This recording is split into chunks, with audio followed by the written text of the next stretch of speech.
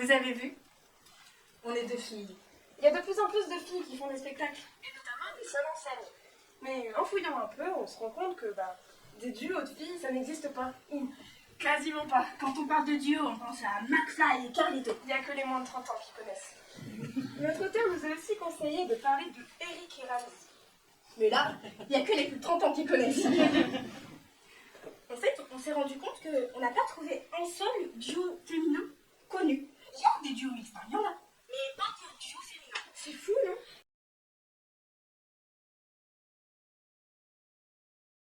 Et nous, ce qu'on veut, c'est essayer.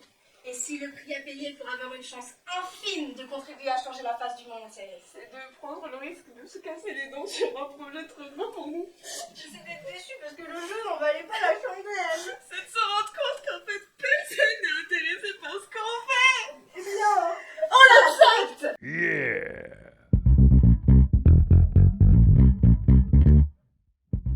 Selon le petit Robert, être féministe, c'est recommander l'égalité entre l'homme et la femme. Et selon la grosse Roberta, c'est arrêter de vous foutre de notre gueule, les mecs. Si j'avais su, j'aurais pas voté pour elle. C'est pour ça qu'elle l'avait pas dit. C'est un sujet qui nous intéresse, notre avenir. Il y a juste un petit détail. On en a marre que tout le monde nous bassine avec notre orientation. Je t'ai déjà dit d'arrêter de téter directement au pied de la vache. En plus, c'est pas une vache, c'est un taureau. Ça y est, la quasi-totalité de la population a enfin pris conscience du fait qu'il fallait faire quelque chose pour préserver la planète. C'est juste dommage qu'il soit trop tard. Joshua, mais qu'est-ce qui te prend, malheureuse? Tu viens de déclencher un tsunami. Mais c'est leur faute aussi. Si balancez pas tout leur cochonnerie sur nous, j'aurais pas des satellites qui me rentrent dans les narines.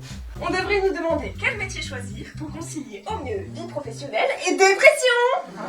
On nous projette dans le double de notre âge. C'est un petit peu comme si on demandait à nos profs, qui ont 45-50 ans en moyenne, de quelle couleur ils veulent leur urne funéraire.